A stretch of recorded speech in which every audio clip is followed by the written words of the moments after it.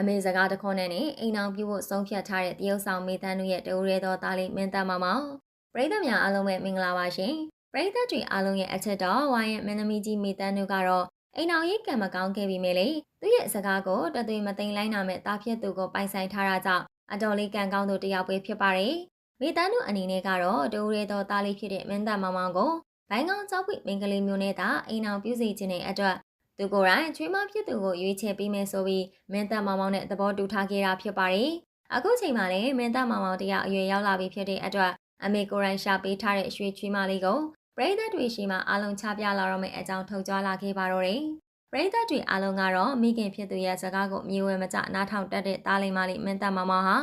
မိသားစုရွေးချယ်ပေးထားတဲ့အမျိုးသမီးလေးနဲ့ချစ်ကြွမ်းဝင်နေခဲ့ပြီး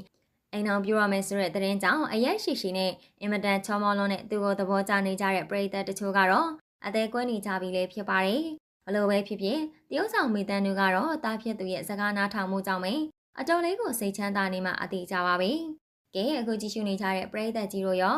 မိမိစကားကိုနားထောင်တဲ့မင်းသားမမအပေါ်ဘလို့မျိုးမြင်မိလဲဆိုတာကောမန့်မှာအမြင်လေးတွေကိုပြောပြပေးခဲ့ကြပါအောင်ရှင်။